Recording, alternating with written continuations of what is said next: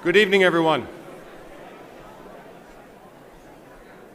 We'd like to get ourselves underway. Thank you for your attention. Very soon, our guest of honor, Dr. Hanson, will give his lecture on the Second World Wars, and our topic this evening, of course, then, is dealing with military history. And it seems that it would be entirely fitting to acknowledge that among us, we probably have a number of people who have served in arms for our country, and I would ask all the veterans in the room to stand and be recognized.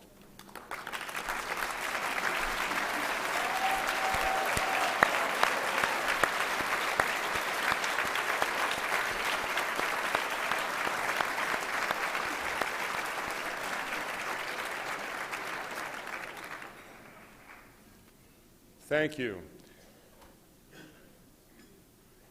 Our speaker this night will be introduced by the president of the college, Dr. Larry P. Arnn, who was the 12th president of Hillsdale College. Dr. Arnn received his bachelor's degree from Arkansas State University and his MA and Ph.D. degrees in government from the Claremont Graduate School. He served as director of research for Sir Martin Gilbert, the official biographer of Winston Churchill.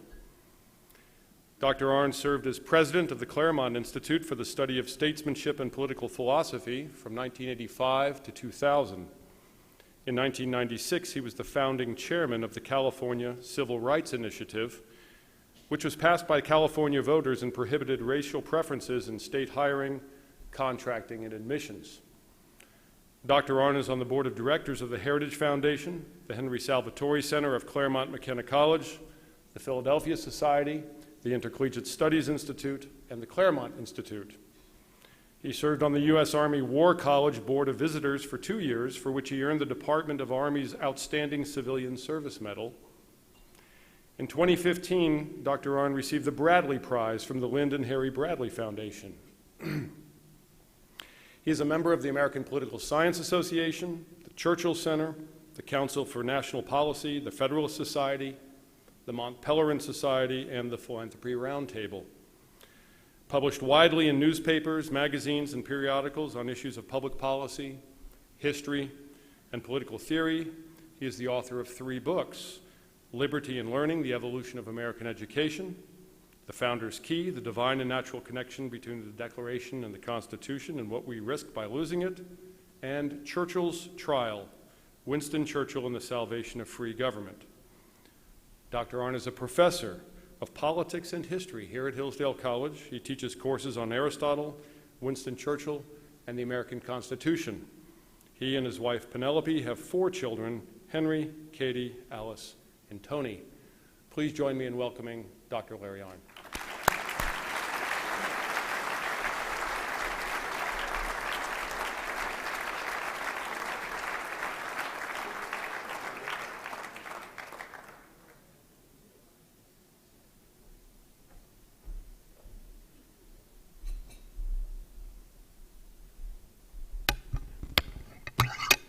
It's an exaggeration to say it, but I am Mark Kaltoff's boss.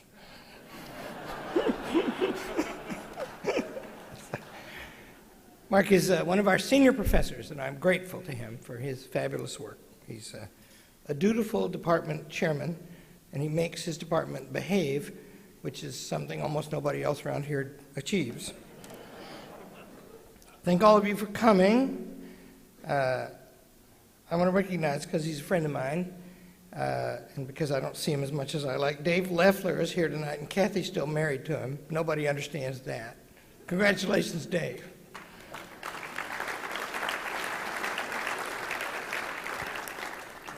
Our trustee, Gunnar Klar, is here. He's married to Louise, who's from the Searle family that gave us this room. And I just found out that Gunnar sells beef to another special guest I'm going to introduce, John Harris, in just a minute. And we've just organized a deal. I bought a bunch of cattle from these guys, and I need volunteers from the students. Next summer, we're going to have a cattle drive from California to Michigan.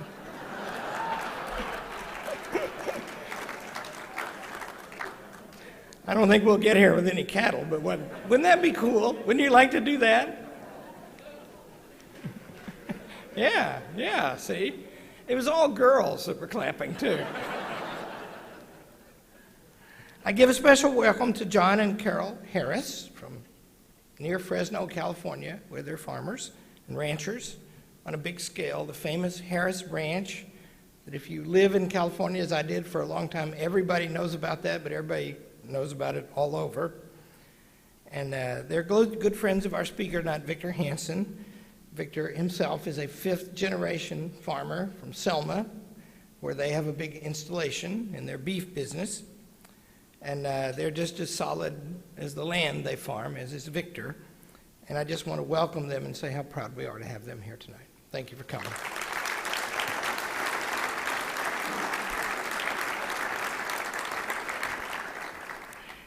Victor Hanson has been a distinguished fellow here since 2004. He teaches every fall. He's a born teacher because of some qualities he has that I'll mention. He's teaching a class this term on the nature of war. And if you eat in the dining hall when you're in town, as I do, you'll find out that his course, when it's going on, is always one of the talking points of the campus. Everybody talks about it. Everybody tries to use my influence to get into Victor Hanson's class. I'm powerful, but maybe not that much. He built a classics program at Fresno State. He's taught at Stanford and the Naval Academy and Santa Cruz and Pepperdine and all over the place. Oh, I meant to mention, because I forgot, William Bordeaux, who works for John Harris, is over there, and he's sending his kids to Hillsdale College. And Don Meyer, a colleague from California, is here, and we're glad to have all those Californians.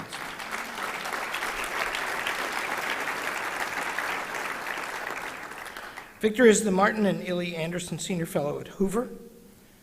He won the Bradley Prize, and he's the trustee of the Bradley Foundation.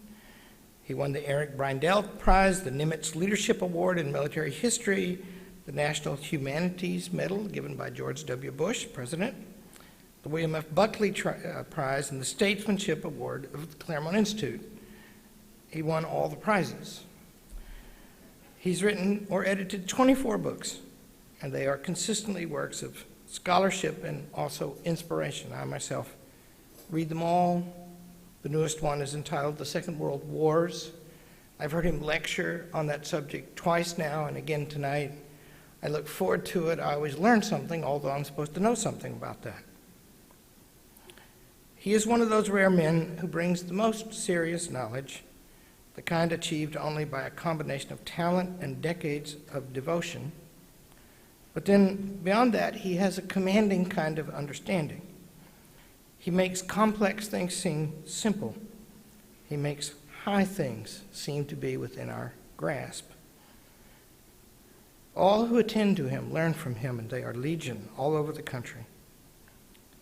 This gift makes him a resource in any age, like ours especially, when things are confused and shifting and dangerous, and when everything seems new.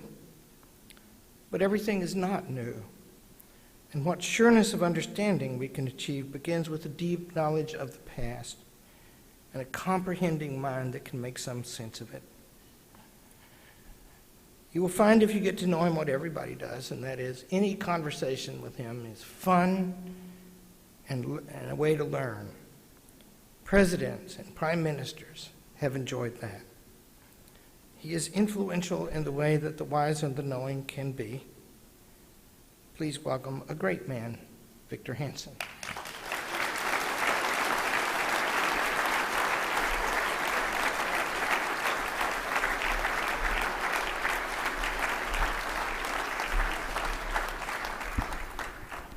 Thank you very much for that kind introduction. I think it's been 16 years since Dr. Arndt showed up in my farmhouse in Selma, California, and asked me to teach here. And 14, I came here as a young man of 49. I was turned 64 last week, and I really feel it. But I've been very fortunate. You know, when you go to a university as a visitor, usually it's very territorial. But when I came to Hillsdale, people in my field of classics, Professor and Tom Connor, Mark Kalkoff, they were welcoming. They wanted me to teach in their field. That was very unusual. And so I felt like I was in a special place. So for the last 14 years, 1 month of my life is just completely schizophrenic. I'm in here the way America should work, and I'm leaving a place that I dearly love where America doesn't work, California. But it's been a schizophrenic experience. It's almost as bad as living in the San Joaquin Valley and then working at Stanford, where you go from somewhat stability into lunacy. And I don't know which one you're going to count as lunatic or stable, but they're very different. I'd like also to thank John and Carol Harris that came. I grew up obviously on a farm, and the Harris name in California agriculture is sort of like Hillsdale's name in education. It's synonymous with integrity and respect for the law, and it has a reputation that transcends business success. It's really unusual. So when they came, I was very thankful for that. I'd like to talk about a book I've written on World War II that's coming out on October 17th called The Second World Wars, plural. But before I get to that, I'll speak for about 40 minutes, and I want to ask, because I know there's veterans here, and I'll open it up for questions. But the thing that strikes one about World War II is it was the most lethal period of 6 years in the history of civilization. More deadly than the 6 years of the bubonic or Black Plague of the 14th century. More deadly than World War I. More deadly than the Civil War. More deadly than any 6-year period in history. There are greater body counts by Stalin and Mao, of course, but it took them longer. So why was it so deadly? 27,000 people died every year of the 6 years of World War II from September 1st, 1939 to September 2nd, 1945. Think of that. It's absolutely astounding. One way to look at the war, if you step back from it, is it was a war against the unarmed.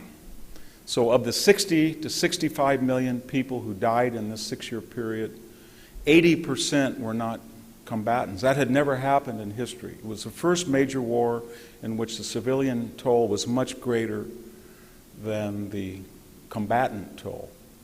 So we want to know what happened. Why was it so lethal?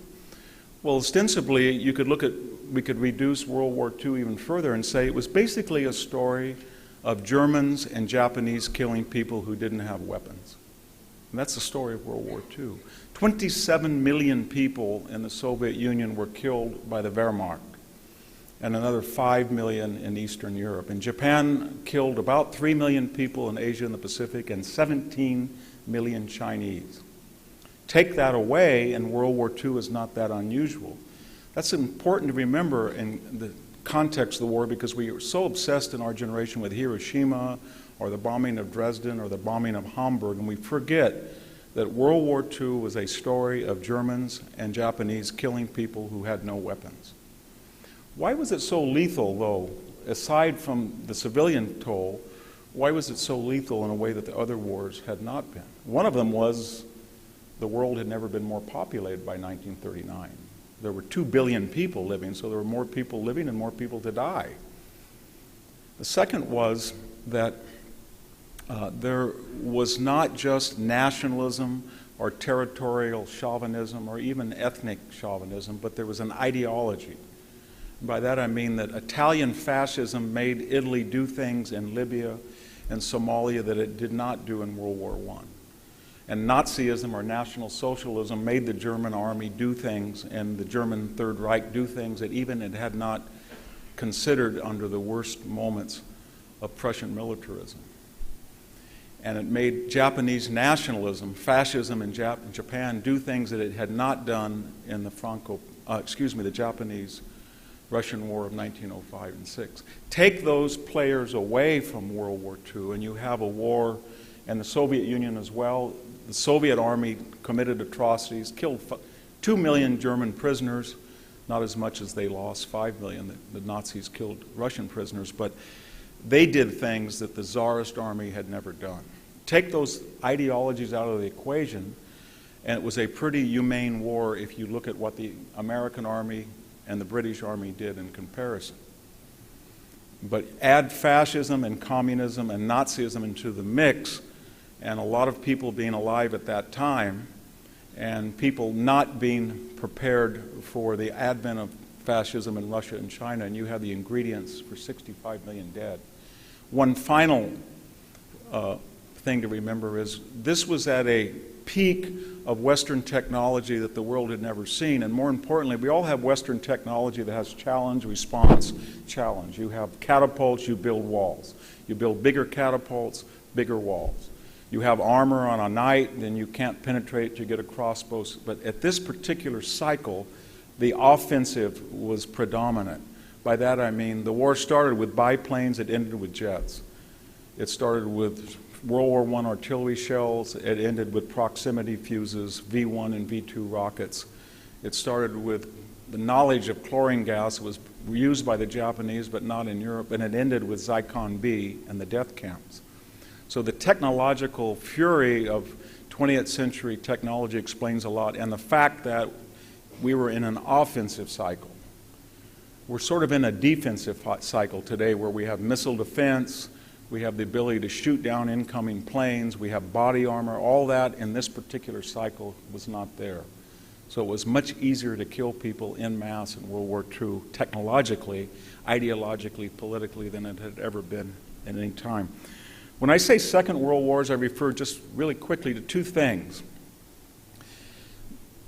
When the war started on September 1st, when Germany invaded Poland, followed 3 weeks later by the Russian Soviet invasion of Poland, people still referred to World War I, or what the British call the First World War, as the Great War. Nobody had envisioned this as any other thing than an intensive version of what Nazis do all the time in the last decade. They had gone and militarized the Rhineland. They had sort of stepped over the bounds a little bit in the Saarland plebiscite. They had the Anschluss, which was forbidden in Versailles. They had destroyed Czechoslovakia, and they went into Poland. This time, Hitler didn't believe that they would be declared war on by France and Britain. They did, but nothing really happened. So Hitler thought this is just another border war. And he prepared the Third Reich for that purpose. And what followed Poland, of course, was the destruction of Denmark, the destruction of Norway, later the destruction of the Low Countries, Belgium, Luxembourg, the Netherlands, France, and by April of 1941, Yugoslavia and Greece, and the Blitz against Britain. But all of these had something in common. They were all border wars or wars against neighbors. And for that, the fascist powers had been preparing for a decade nearly, and the Allied powers had not. What do I mean by that? I mean, empirically, if you look at the German army, 75% of it was still horse-powered. They were not so worried about gasoline for their panzers, they were more worried about pasturage and hay for their horses. The tanks that went into Poland had a 20-millimeter gun. The planes that flew, Stuka, the dreaded Stukas, were obsolete within a year. What I'm trying to suggest is these were a series of border war, we could even call them bully wars, until they did two things that they had not anticipated. They had declared war in Britain, and they had no strategic method to defeat Britain. Think of that. You declare war on an enemy, and you have no means to limit their production. By that I mean the British Navy was the largest navy in the world. Germany was not even a close 7th or 8th. They had no aircraft carriers. They were outnumbered in destroyers, cruisers, battleships. They had no means to achieve naval superiority. They could not invade Britain. They could not cut Britain off by sea, even though they had a very successful U-boat. They could not bomb Britain. They had no idea that in the worst moment of the Blitz, Winston Churchill was producing more airframes of Spitfire Supermarine fighters than were Me-109s. Think of that.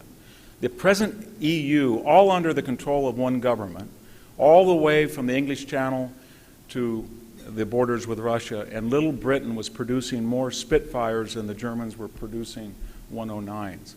So they had no conception of who the British were, and they hit an obstacle. The second thing that this sort of border wars found is they invaded the Soviet Union, and that changed everything and changed the Second World Wars into a global war, because for the first time the Wehrmacht was not fighting someone next to their borders, fighting someone they outnumbered, and fighting someone that was clearly technologically inferior.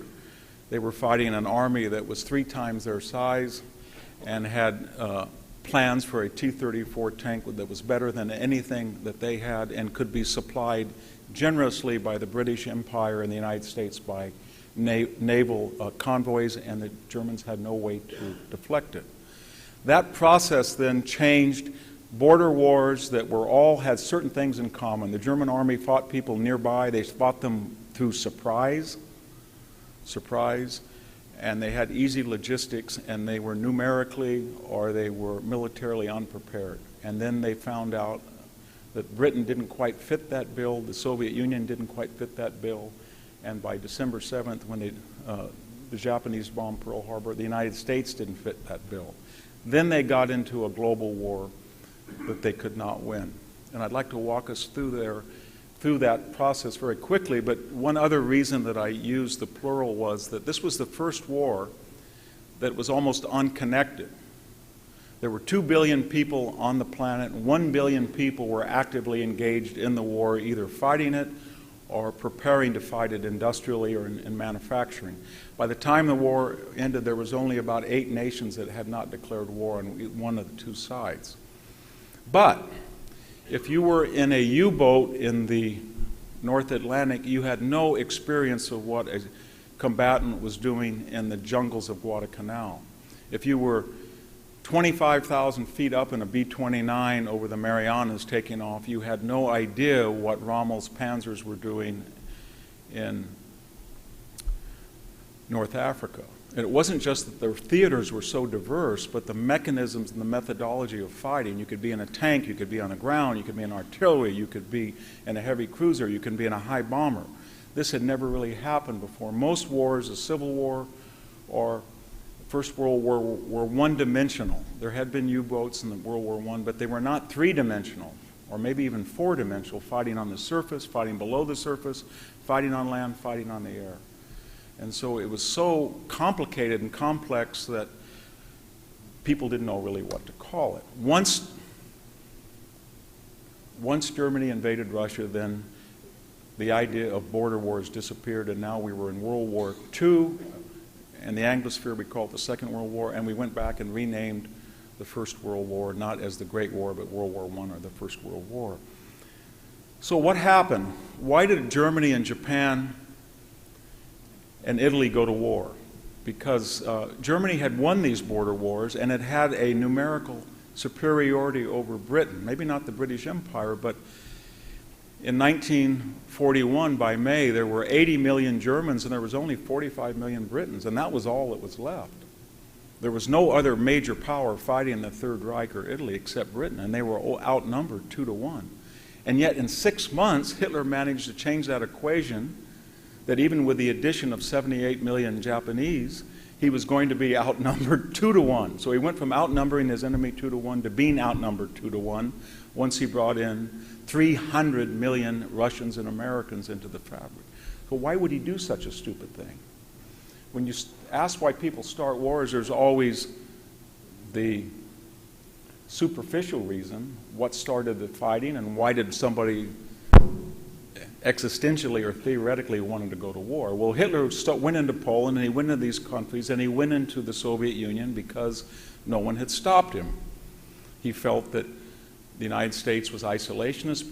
Britain had been appeasing in prior governments prior to Churchill, the Soviet Union to be colluding. He didn't think anybody would really want to expend treasure and blood to stop him, or if they did, they had seen what he had done against weaker powers, and they were intimidated. He was quite right. People in the United States, Charles Lindbergh, people in the Soviet Union said Stalin went in some type of catatonic fit for 2 weeks. People really did believe that the Wehrmacht was unstoppable. They were not empirical. They did not measure actually the size of the army, the equipment of the army, and compare it to the resources that he was up against.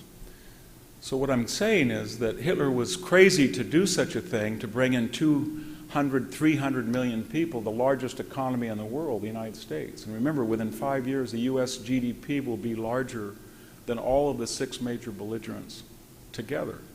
And yet he declared war on us on December 11th. So why would he do such a thing?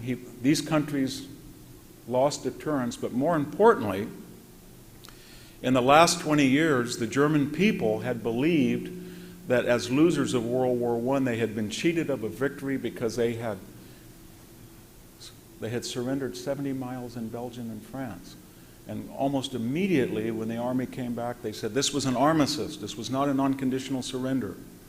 We were stabbed in the back by Jews and communists. We could have won. We knocked out Tsarist Russia. They capitulated. We annexed 50 million people and 1 million square miles. We had a treaty with them, the Brest-Litovsk. And yet we lost the war. We shouldn't have lost the war. And then when they signed the Versailles Treaty, they had the worst combination a treaty could imagine. It was punitive and humiliating and weak. It put war guilt on Germany. It made them pay reparations. And yet it didn't occupy Germany as we did in World War II. We had no mechanism to enforce the Versailles Treaty, and very quickly the Germans sized up the Allies that in their victory they were depressed, and in their defeat the Germans were confident. So if you read war poetry in between the wars, or you look at French textbooks, the message is we never want another Somme. We never want another Verdun. If you look what Germany is doing at the same time, we want another Verdun and we want another Somme because this time we're going to win. And yet only one person knew that. It's Winston Churchill, the only country that was left before the Third Reich went into the Soviet Union. So after this war started, and Japan also had sensed that the United States had lost deterrence. It did something equally foolish. It had the third largest navy in the world, but we were second. But what they didn't realize, or they did realize, is we were second, but we would be the largest navy in the world within 12 months, and within 24 months we would have a navy that was larger than every other navy in the world combined. We had on order 7 battleships, 60 destroyers, 100 submarines, and most importantly, 27 Essex carriers, and with light and escort we would build 145 aircraft carriers. And yet they attacked a country of that magnitude. Why? Because they felt that we either would not fight, or if we fought, we would fight half-heartedly. They said in Japanese memos and communications, they said, well, their closest friend was Britain. They just watched it be bombed. They didn't lift a finger. They just barely had a draft by 1 vote. Half their fleet's in Europe. They're not serious. And people in the Japanese War Department said, just don't touch Pearl Harbor, and take the Dutch East Indies. Holland doesn't exist. Take Southeast Asia. France doesn't exist anymore. You can have everything you want, just don't touch the United States at Pearl Harbor in the Philippines. And the Japanese war minister said, why? They don't want to fight. And sane voices in Japan said, well, you have no ability, just like Germany has no ability. Germany has no ability to go to Moscow. They don't have the logistical capability. They have no ability to bomb Britain. And you have no ability to bomb San Diego, much less a place like Detroit. And yet you're declaring war on a country that you cannot defeat. But again, they thought that we had lost deterrence and that we wouldn't react in the way we did, or if we wanted to react in the way we did, we wouldn't have the capability because we hadn't shown that in the 1930s.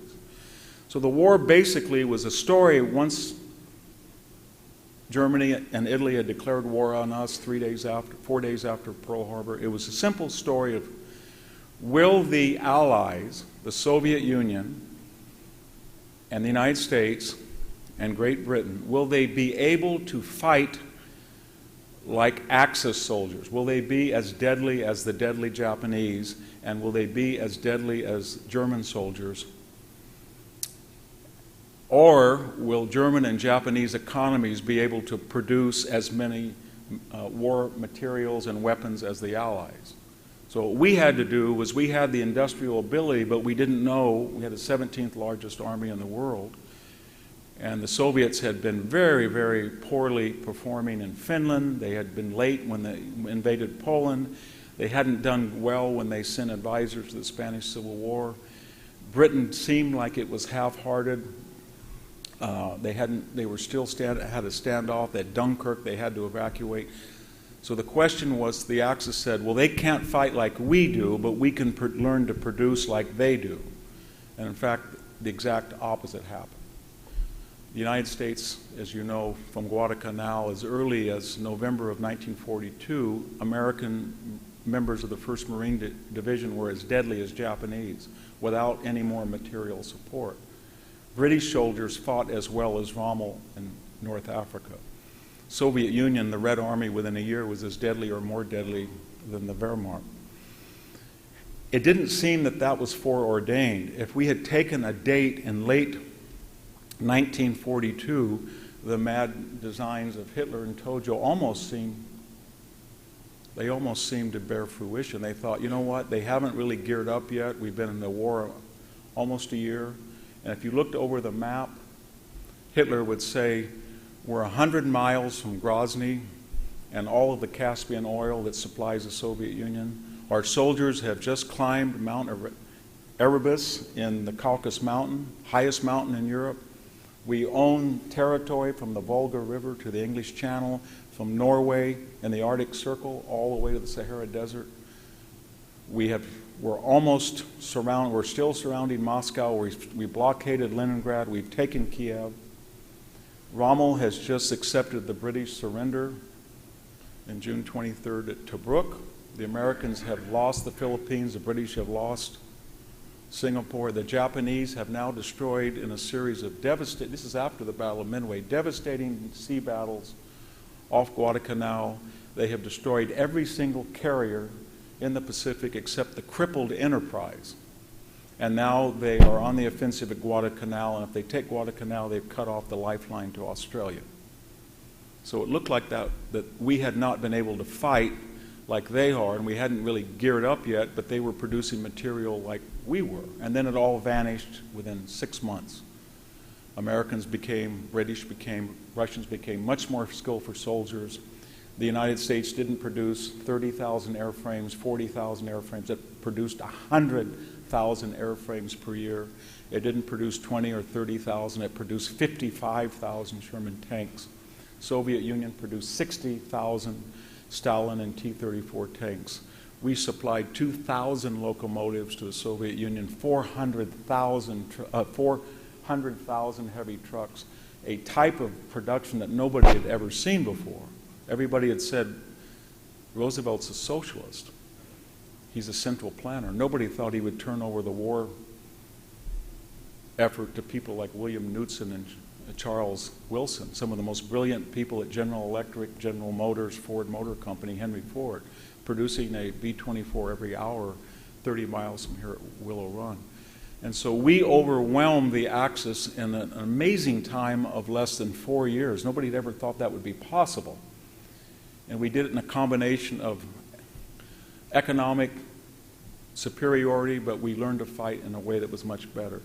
There were 3 or 4 other things that explain why this war, which could have gone on for 20 years, 27 in the Peloponnesian War's cases, it could have gone on longer, but it didn't.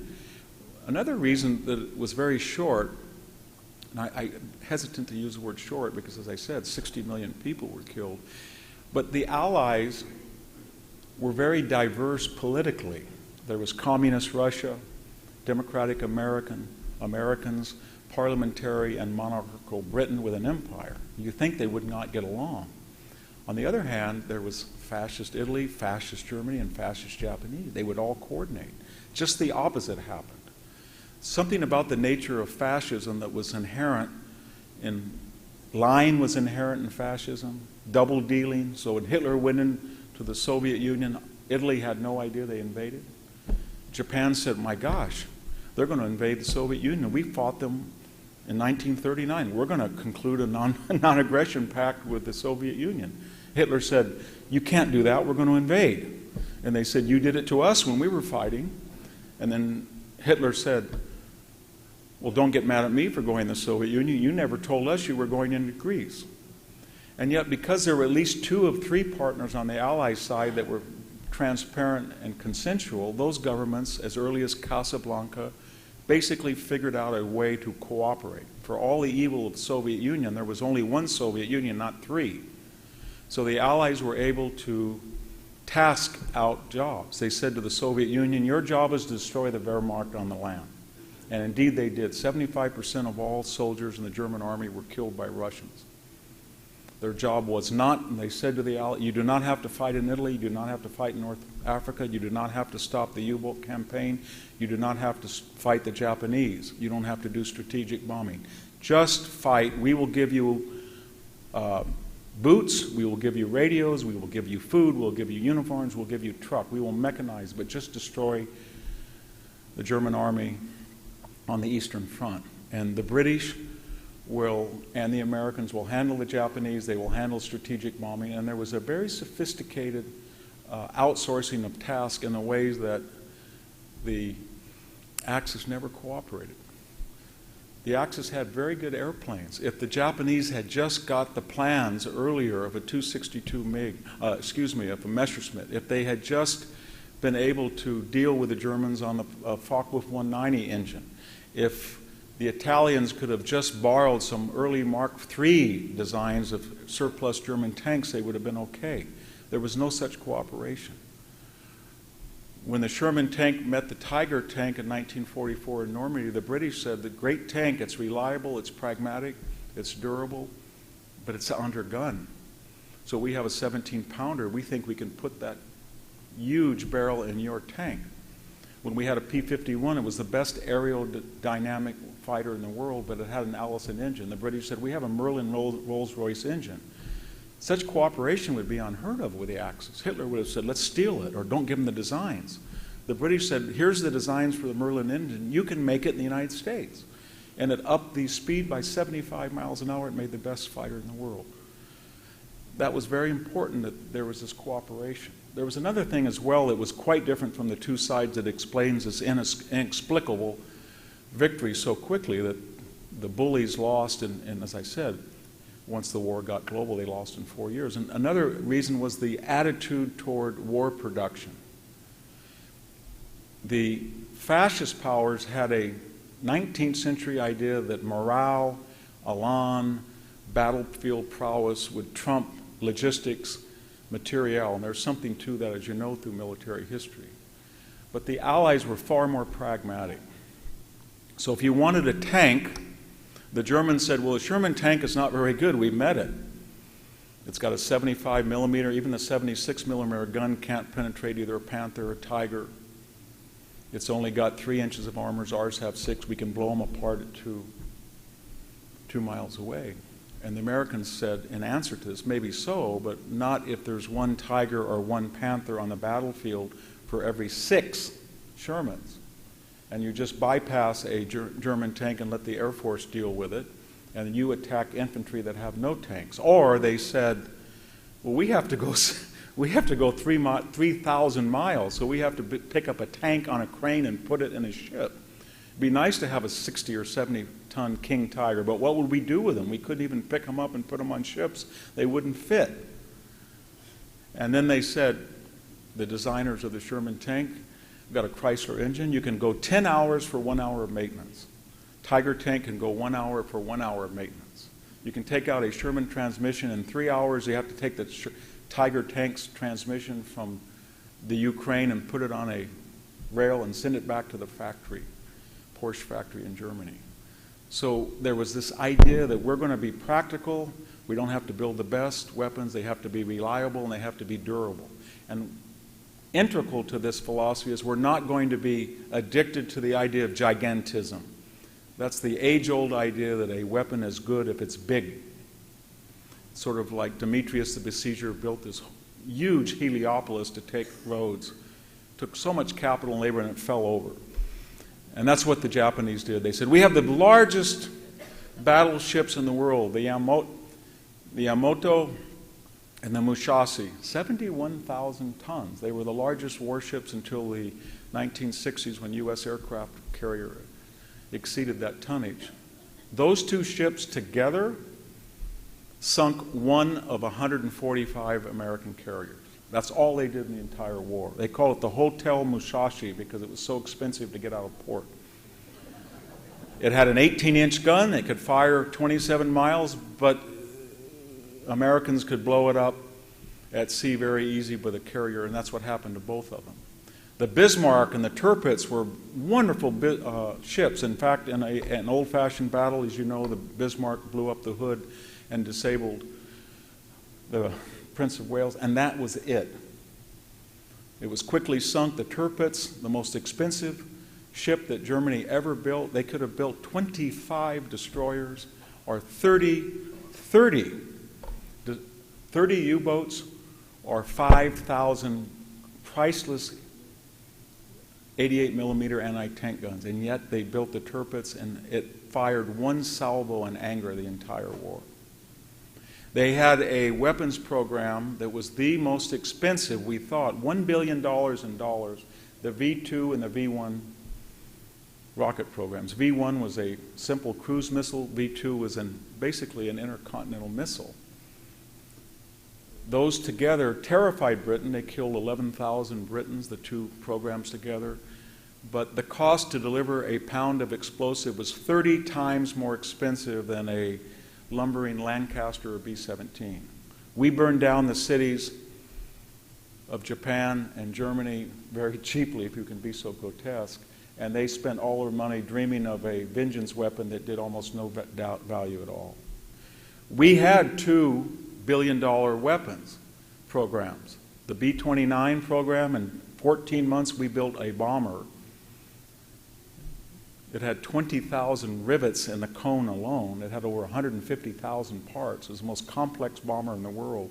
But it destroyed 65% of the urban core of Japan in 4 months. And we had a Manhattan project that after Nagasaki and Hiroshima, along with the bombing, it forced Japan to surrender. So our idea of weapons programs and spending large amounts of capital were not in obsolete dinosaurs that were battleships or rail guns.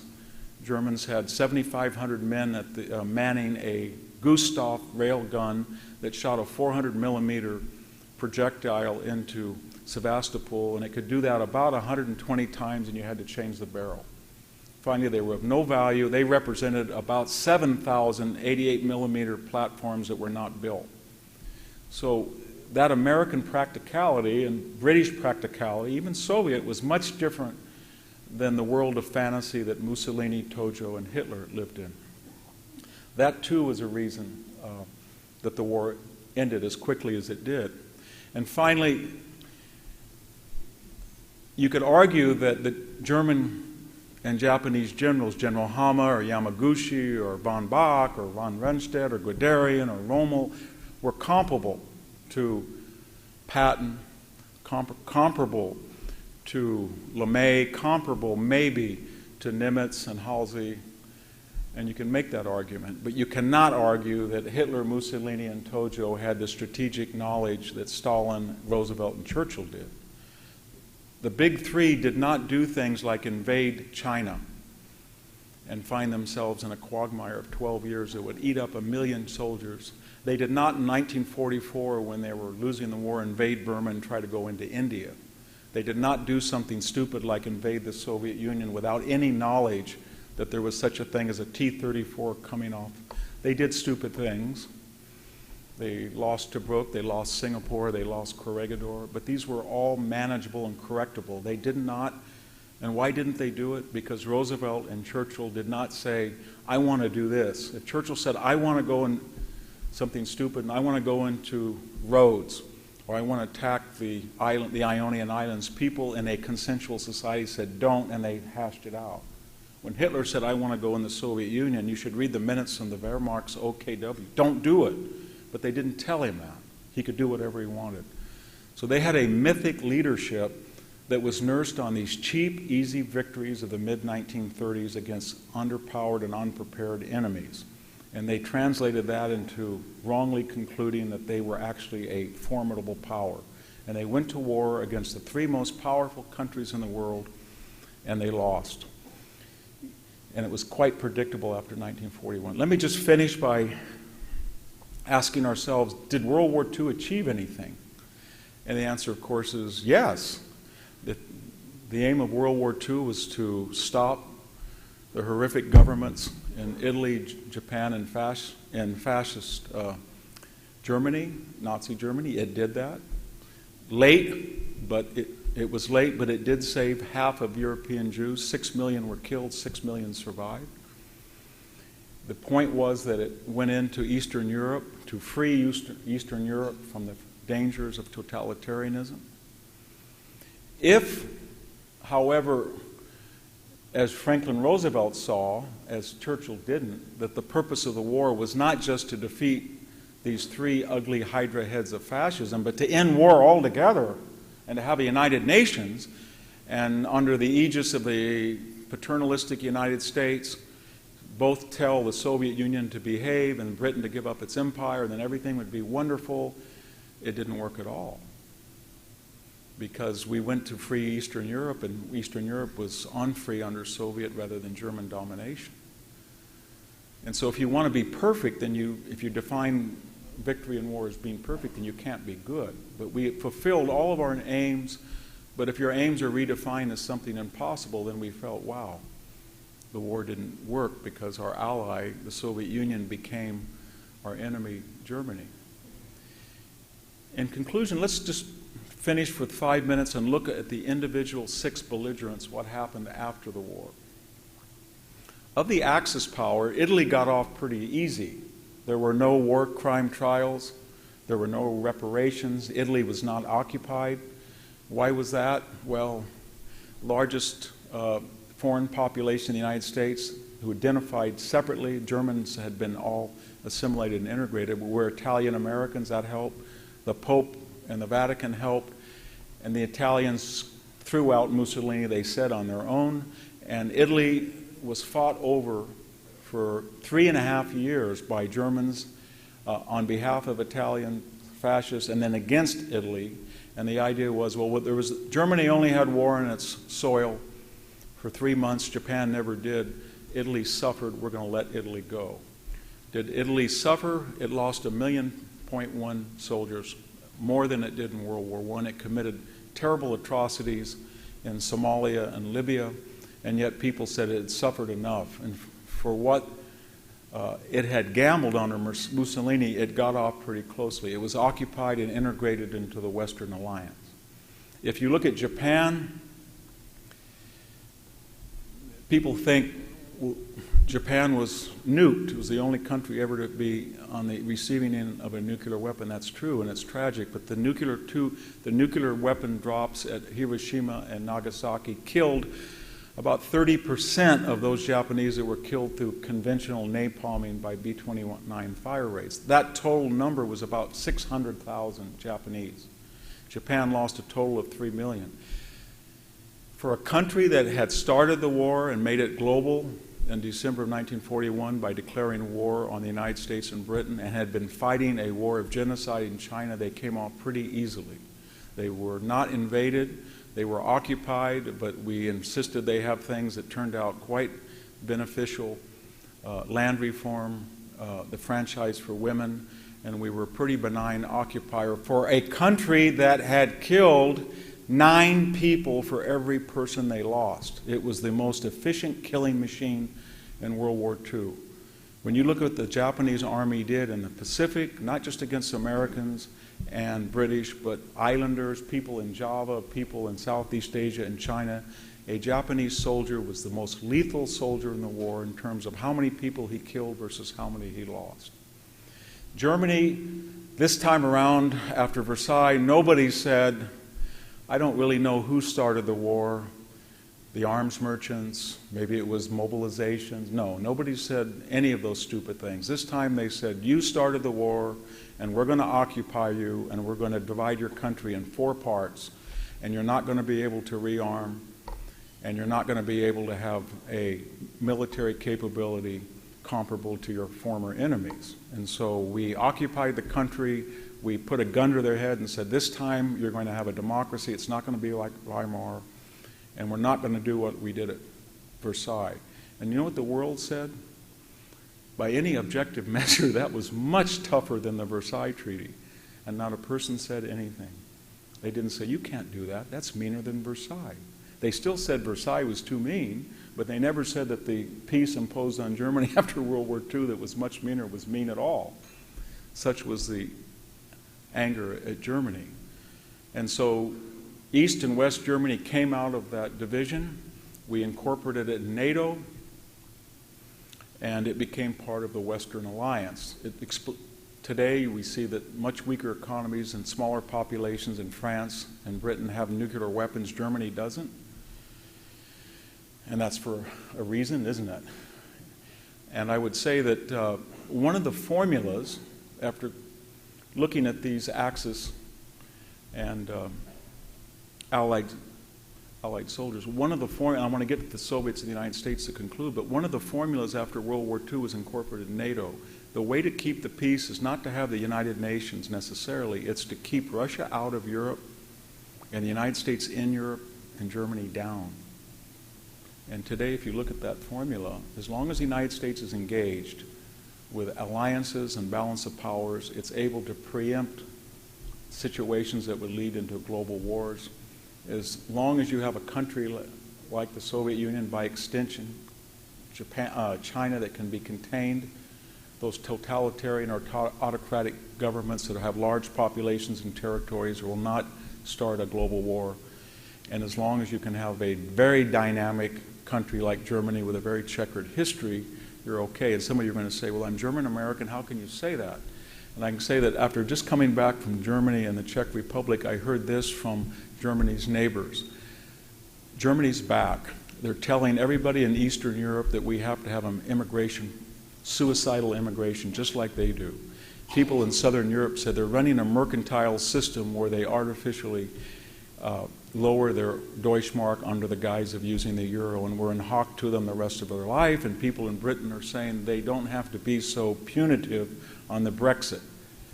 And the reason that that's not going to translate into a world war is that they're disarmed and they have two nuclear neighbors, France and Britain, that are not going to let them arm again. So that formula after World War II kept the peace, and it's a tribute to the geniuses who crafted it, Churchill and Roosevelt, especially Anthony Eden, people like George Marshall. And finally, how did the United States and the Soviet Union and Great Britain do? Soviet Union lost 27 million people, most of any country in the war. Its land was occupied, for most fertile and industrial sections were occupied for 4 years. It suffered a great deal, but it went to war so that it would never have to be vulnerable again, and that object was fulfilled. It got all of Eastern Europe as a buffer zone. It broke every agreement that it had made with the Allies about free elections in places like Poland or Hungary or Romania. It never gave the Baltic states back. It kept territory it had stolen from Finland. So in the communist way of thinking, the war to free, as I said, totalitarian control of Eastern Europe ended up guaranteeing it, and the Soviet Unions were quite happy with that. We should note in passing that of all the 6 belligerents, the Soviet Union in World War I made a deal with every other belligerent. They had cut a non-aggression pact with Germany and Italy. They cut a non-aggression pact with Japan. They cut an alliance with the United States. They cut an alliance with Britain. And they basically broke all of their agreements with our allies that saved them, and they never broke one agreement with the Axis that tried to destroy them. They were the most duplicitous of all the powers in World War II, and they came out for all of the misery and death that they suffered. They came out in a stronger position than they had gone into the war, in which communism had been discredited. There were the great famines, the great terror, the liquidation of the officer corps, and people thought it was a reeling power. It was set to be a superpower in the Cold War. We should give more credit to Britain. Britain was the only country to fight the first day of the war, September 1st, 1939, or September 2nd when it declared, and end the last day of the war, September 2nd. It was the only country that fought Nazi Germany by itself for over a year. It was the only country that went to war in World War II without being attacked in a surprise attack by an enemy and without attacking another country. It went to war for the idea of helping Poland. And Britain, as I said, outproduced Germany in every aspect of munitions except tanks. But think of it, artillery pieces, vehicles, planes, bombers, fighters, ships. It was one of the most, we think of the United States, but given its much smaller industrial base and population, its war production was just as impressive. What happened after the war was sort of tragic, because if you look at the war And the post-war era, and you compare it today, there was no Chinese juggernaut. It was flattened. There was no Russia. It was flattened. There was no Japan. It was flattened. There was no Germany. It was flattened. There was no France. It had been occupied. There were only two countries that were going to supply the world with trucks and appliances, and they were Britain and the United States. And the tragedy is the man who'd won the war, they displaced, and they brought in a socialist government, and they nationalized their coal, their steel, their power, their health, almost everything, and within 10 years they were not as competitive as the countries that were in rubble, at least not until the resurgence of Margaret Thatcher. And finally, the United States, pretty brilliant. We had 12.1 million people in the military. We were the only country to wage a war in every single theater of World War II. Whether it was Burma, whether it was high-altitude bombing over Japan, whether it was nuclear war, whatever it was we fought, we lost the smallest number of people per military soldiers deployed of any country in the entire war. 0.3%, 420,000 out of 12.1 million. So it was a brilliant effort to save lives through the use of capital and machinery. The war led to some very good things. It led to the integration of troops because we had campaigned, our propaganda said we're here to our four freedoms, and that chit had to be redeemed with the integration of blacks into the military by Korea, and women were in factories, so it had positive social effects. It gave the United States power and a role in the world that only Britain had enjoyed in the past, and you could say that Americans did not make the mistake they did after World War II. They stayed engaged and they kept a peace for 70 years. Let me just finally sum up and say, well, if all that was true, did we really have to go to the war to prove all that? And the way to look at it, I think, is that war is like a laboratory experiment. In this room, if we didn't like each other, we would know who was strong and who was weak by their size or their prior experience in fighting. But maybe we didn't, and we would say stupid things, and we would find themselves a stronger person might be angry at a weaker person. And what war then does, it's the testing ground that shows you reality. It's tragic because you shouldn't have to do that. And by that I mean the United States, with the largest economy, even in the Depression years, did not have to spend 0.5% on defense. If we had a 4% GDP and a pact with France, Germany would have said, I'm never going to go into France. They landed 2 million people in World War I. I don't want that again. And they would have stopped. If Britain had have said, we want Churchill in 1937, and he's going to give us 450 airframes a month, then we have a better plane than German, Goering would have said, I don't want to go into there. If Stalin had have said, we would have had T-34 tanks in great numbers, Hitler himself said, if I had have known how many tanks they had that were of the caliber of the T-34, I would have never gone into Russia. But people forget that. So they're nursed on ideas of utopian idealism, military spending is a waste, and they lose deterrence. And with the loss of deterrence, you lose the perception of who's strong and who's weak. And then the laboratory comes into play and says, I'll show you who's strong and weak.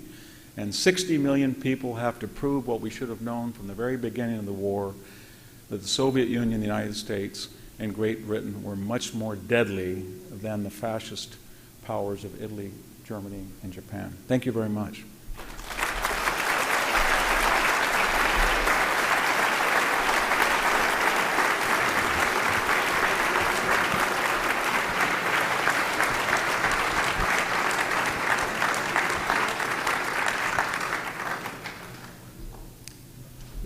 We now have time for a few questions. Please raise your hand and a speaker or a microphone will be brought to you.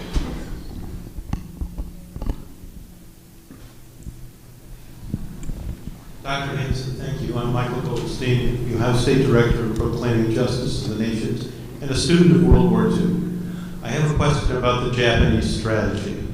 Before the war, their strategy was to lure the American battle fleet into the Western Pacific, pick off the battle fleet here and there with submarines and land-based naval air, and then beat them in a Jutland-style battle. That didn't come to pass. They came to Hawaii to destroy the battle fleet there.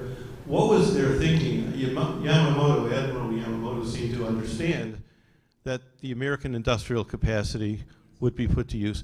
And the Americans they fought holding action in the Pacific, but they didn't have to come west until we had our huge battle fleet and were ready to do it. Was it just hubris, or they really thought we wouldn't fight? Very quickly, I think Admiral Yamamoto has a very inflated reputation because basically on the premise that he said, supposedly, that I can raise hell for 6 months and after that I can't get.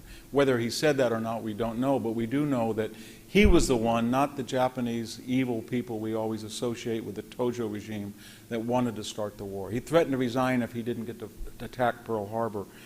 And he didn't have a plan to deal with the 3 carriers if they were not there, and they weren't there. He had no idea how to deal with the 27 that would soon be on order. And so he either sunk or he submerged battleships 7 that had been built in 1917, 16, 22 that were obsolete. And that's not a good way to start a war against the largest economic power. So what I'm getting at is if you ask Yamamoto today, after Pearl Harbor, what's next? He would say, well, I've crushed their battleships so they won't fight. They're humiliated the way that we did to end the Japanese-Russian war. And that's about the limit of his strategic thinking. I don't know why we ordered an assassination attempt on him in 1943 that was successful. We killed him with P-38s, long-range fighters, because if we had left him in, he would have done even stupider things. Because his strategy at Midway was absolutely insane. He split his forces up, and he had a huge advantage in carriers, cruisers, battleships, and he wasted those assets in Alaska. So he was not a strategic thinker. Sorry I went a little bit long because I did want to have more questions. Yeah. On a similar vein, watched the movie Dunkirk the other day. Don't know if you've seen it or yeah, I reviewed it. What about I'd read that there were actually the Germans were surrounding the British and French, but just sat there for 3 days. Yes, they did. Because Hitler would not give them the go. What's your inclination to think about why that was done? It depends on whether you want to hear a conspiracy theory or what happened. The conspiracy theory is that Hitler was going to stop the certain destruction of British and French forces, and as in return for that token of magnitude, Churchill was going to say, okay, we appreciate what you've done, and the British monarchy, some members of the monarchy, some aberrant members, and the aristocracy want to cut a deal. That did not happen, I think. I think much more likely is the German panzers had gone through the Ardennes, and they had been fighting for 6 weeks. We forget, we just say the fall of France, they were wiped out. Germany suffered about 200,000 casualties, and they lost somewhere between 30 to 40,000 dead and missing from the French and the British in their wonderful defeat, and they were completely exhausted. That was one reason, and they were re-equipping, and they thought that the U-boat presence and the presence of the Luftwaffe gave them superiority over the Channel, and Britain did not have the wherewithal to get the men out. So they said, we want to rest, we want to re-equip, and then they're not going to go anywhere because we have air superiority. And the British don't want to go into the waters with U-boats. And so they waited 3 days, and that turned out to be quite stupid because the British were much more resourceful than the Germans thought. And then the final thing to add to that is that Hermann Goering was not a Downey or Hap Arnold. And so he was one of the most incompetent members of the Reich, and he was the commander of the Luftwaffe, and he assured Hitler that his Luftwaffe could handle, could achieve not just air superiority, but air supremacy and wipe them out at their choosing. And he didn't realize that not only were British fighters better than the 109 with good pilots, but even French fighters were as good, some of their models. And so they fought very effectively. They took a terrible beating, but the Luftwaffe would lose over France about 1,500 fighters over the fall of France and another 1,600 over Britain. So that when they went into the Soviet Union, they were 3,000 planes short. So we talk about the Blitz or the cowardly French, but we don't realize that their contribution in air power damage to the Luftwaffe may have saved the Soviet Union. Any other questions? few years ago, Pat Buchanan wrote a book called The Unnecessary War. Yes. To the extent, I think he meant that if Hitler had been stopped sooner enough, the war would not have been fought. Do you recognize? Yeah, I reviewed that book as well on YouTube. Very strange YouTube. Christopher Hitchens and I were supposed to debate that book, but we ended up agreeing that this thesis was not persuasive. Because there had been a movement, it's very logical, and it said Stalin killed more people than Hitler has, and he's got a dynamic ideology that transcends race and religion, communism. Hitler's ideology is confined to Aryanism. It's not going to appeal to people in Burma or China. So let him fight it out. And then people started to suggest that the Soviet Union would probably lose, and if Germany got its hands, I don't mean that they looked at this empirically, they thought in advance. I'm not suggesting that Buchanan was wrong that there were communist sympathizers in the State Department. There were. But the preponderance of opinion among American military minds was Germany will probably defeat the Soviet Union unless we help them. And we can give the Soviet Union areas, we can help areas that allow to free them up to do what they do well. And they do two things well. They build guns, artillery, and they build tanks. They can't make boots, they can't make radios, they can't make aluminum, they can't make locomotives. We'll do that and specialize the economy. And that will wear out the Third Reich. And that is why 27 million Russians died and 405,000 Americans and 385,000 British. So we said we're going to use Soviet manpower to blunt the Third Reich. We have to remember also at the time there had never been an army. I said that it was incompetent, maybe it was logistically, but not the German soldier. Even on the Western Front in 1944, they lost 3 million men. They still killed 1.5 Americans for every one they lost. And they killed 7 Soviets for every one they lost. So they were a deadly, deadly force, the German soldier, and thank God for the Red Army that dealt with them. And then we had to, not that it was such a brilliant policy afterwards, because I said we empowered the Soviet Union, but we had a bad and a worse choice, and I think we took the bad choice. Thank you. Any final question? Okay. Oh, one more? Yeah. Within the context of Santayana's quote, would you be willing to provide some comments from a historical basis on the current conflict or issues with North Korea? In North Korea? Yeah. Well, the problem with North Korea is that for a variety of reasons, we're in an Orwellian situation where the country with the second largest number of deliverable nuclear weapons, which is us, I think it's 6,900, feels that it's in an existential danger from a country that might have 11 nukes. Now, why is that happening? And it's happening for 2 reasons. We have lost conventional deterrence because over the last 10 years, whether it was the skedaddle from Iraq in 2011, which created ISIS, or it was the fake red lines in Syria, or it was the bombing and going home of Libya, I don't know what that was about, or it was the tough talk about Ukraine and Crimea, or whether it was the 5 deadlines we gave to Iran. I'm not suggesting it was smart or stupid to go into these places. I'm just saying it was very stupid to threaten people without consequences. So North Korea said to itself, they have no deterrence. We're not worried about them. And then secondly, they posed as if they're unhinged. That's a value in nuclear poker. In other words, we're not subject to deterrence because we're so crazy we're willing to eat grass and lose our cities to get Portland or Seattle. And we know that you'll do anything not to lose Portland or Seattle or San Francisco or LA. So we needed missile defense. And if you look what William Perry, the Secretary of Defense, said under Clinton, he said, we could build a very expensive anti-ballistic missile system, but the idea that North Korea would ever threaten us, the continental United States, that's absurd. He said that in the 1990s. Bill Clinton made fun of Star Wars and canceled it. Barack Obama on the hot mic with the outgoing Russian president said, I'll be flexible about missile defense, i.e. I'll cut it if you tell Vladimir to behave until I get elected. So we lost the chance to have missile defense, and we lost the chance that we're capable of anything and anything at any given time, and the result was that China's patron that basically supplies the technology and the capital to North Korea said, go ahead, we enjoy what you're doing. Every once in a while say you're crazy, then threaten the United States, and meanwhile we can go on to our policy of bullying Taiwan, South Korea, and Japan. So North Korea is a big asset for China.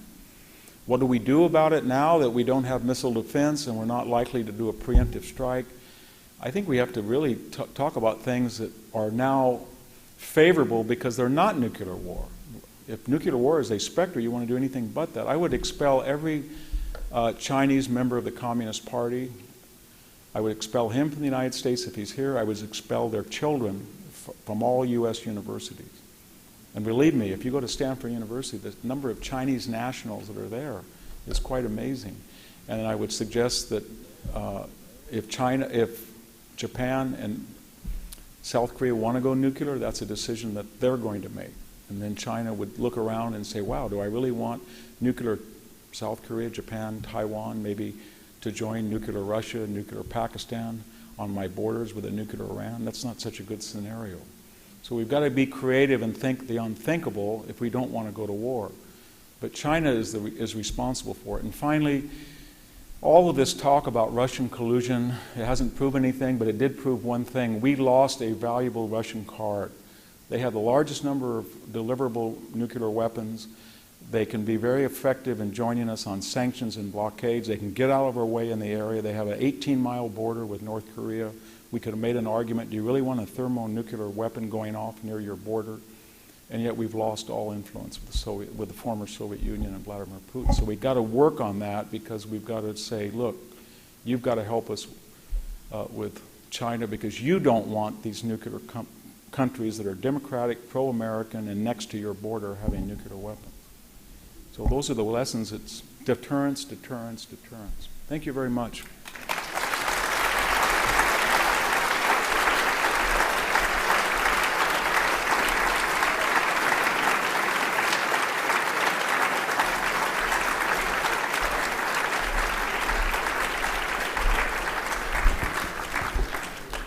Thank you, everyone, for being here. A couple of announcements. First, there will be an afterglow reception with refreshments outside in the lobby down here. And more importantly, Dr. Hanson's book, based on his lecture tonight, The Second World Wars, is due to be released October 17th. This is just an uncorrected proof, so I'm not at liberty to share it. However, it is available for advance purchase, and Dr. Hanson will be signing book plates. And so if you're interested in purchasing a copy, you can have Dr. Hanson sign the book plate, and the book will be sent to you through the mails as soon as it's published. So that will be taking place as well out in the lobby. So we are adjourned. Thank you for being here. Have a good evening.